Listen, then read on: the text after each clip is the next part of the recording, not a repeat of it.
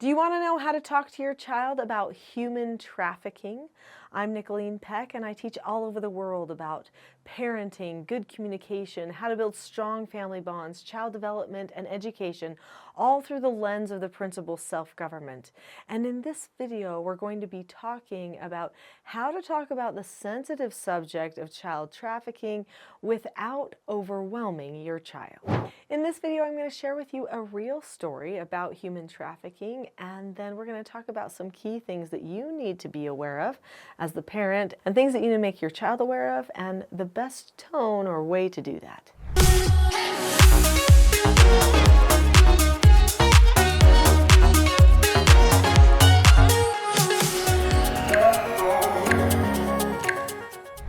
Over the years, I've helped a lot of families with their parenting and their communications, and one time I happened to be helping a family. They invited me to come to their home. Occasionally I do home visits where I'll go and visit with people in their homes and maybe give them some coaching on some of the skills and principles of self-government.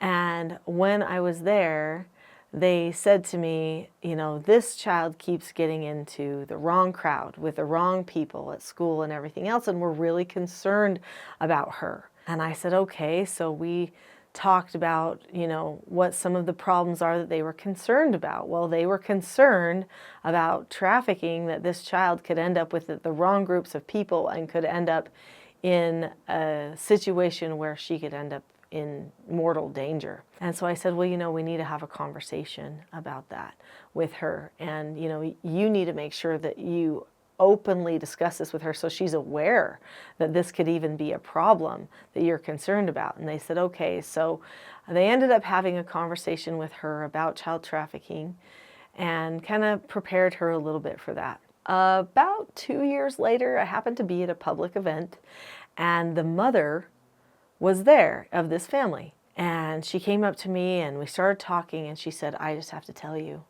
I am so glad that we had that conversation about trafficking with our daughter. And I said, well, why is that? And she said, well, because just this last week, we were able to rescue her from traffickers. And here's the thing, is that even though they'd had the conversation, the daughter still got sucked into some things. Well, but she recognized what was going on, a little too late, but at least she recognized what was going on, and she was able to get a message and make a sign and help somebody get out of that situation. And so she was rescued from trafficking, and the family was looking frantically for her because she had been gone for a couple of days. Really sad situation. So what conversation did they have? And maybe what could the family even have done to improve upon that conversation? Let's talk about that.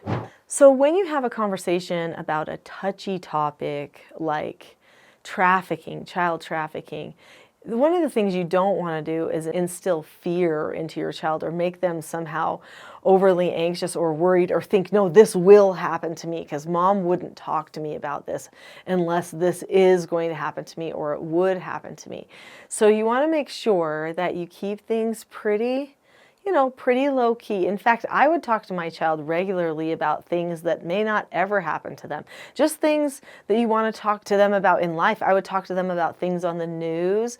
I would talk to them about, you know, maybe an issue that's happening at a neighbor's house that you wanted to make them aware of and let them know that, you know, the family's working on it. Or maybe you talk to them about a driving situation or something when they're nowhere near the time of driving. Like, just talk to them regularly about things that maybe won't happen to them or might not happen to them, so that they understand just because we're having a conversation doesn't mean that it is going to happen. So we want to make sure we're calm and we're not overly worried or anxious when we have the conversation. When you breach the subject of human trafficking or child trafficking, that you talk about how people from the history of time, like forever, have realized that they can enslave people.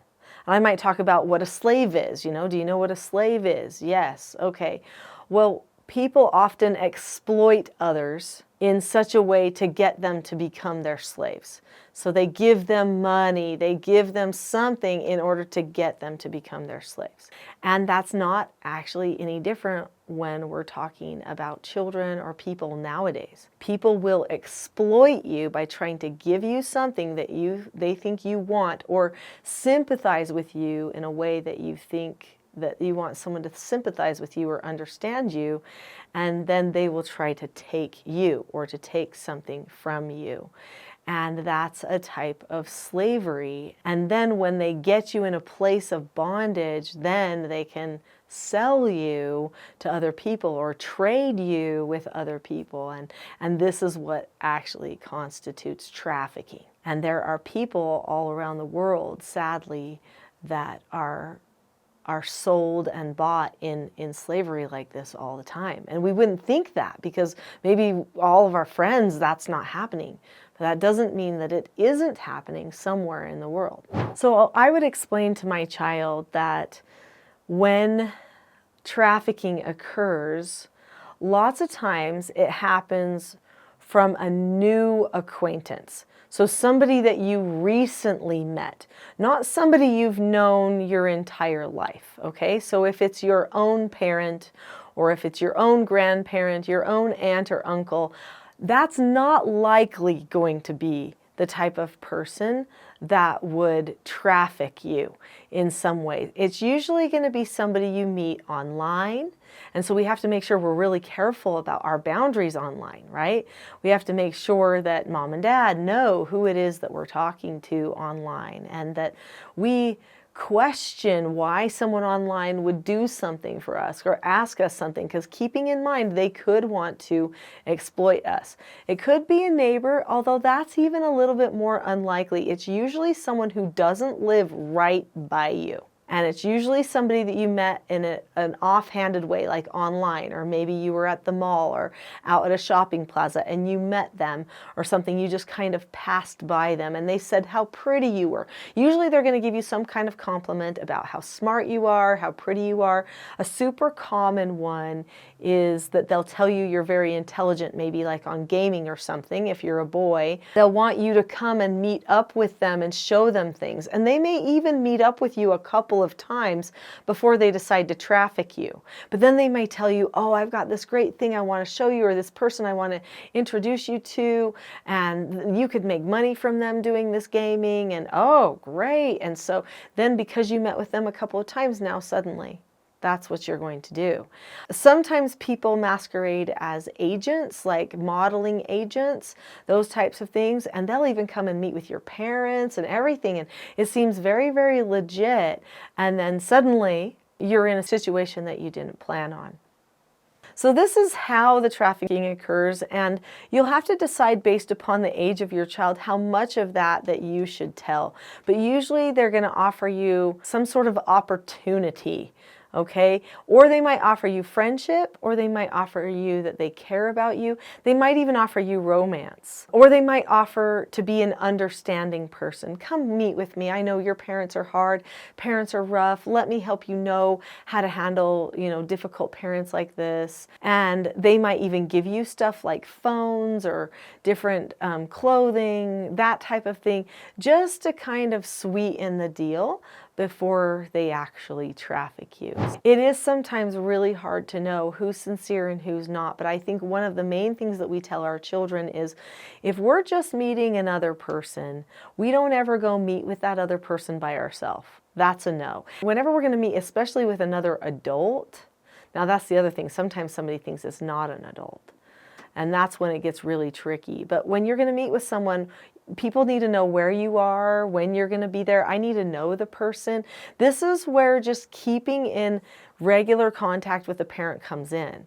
But then you might want to take it a step further and say, if you do end up in a situation where you feel like someone is trying to take you, hurt you, or not allow you to come back home for whatever reason, then what you do is you get loud.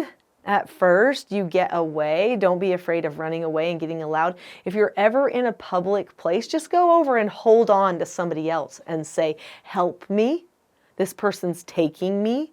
Even if they've already taken you before and now you're finally with that person, you just teach them that it is okay. If that person says that they're going to hurt you, don't worry. If you're in a public place, it's going to be way harder for them to hurt you. You go find somebody else. That's what you need to do. Anyway, you have to give somebody the tools and the steps that they need to get away, and to recognize that if somebody's stealing you, go ahead and trust anybody else around you more. That's what you need to worry about. Obviously, when our children are little, we just teach them the boundaries. We just teach them, you know what, we don't talk to strangers online or in person. We don't go meet with strangers. We don't go meet with anybody unless we're with mom and dad or somebody else knows about it. And we might say, you know, some people may want to hurt us. Some people may want to, you know, do things to our bodies or use us in certain ways that just is not right. So we can't just trust. So you have to teach them to have a healthy amount of skepticism about other people.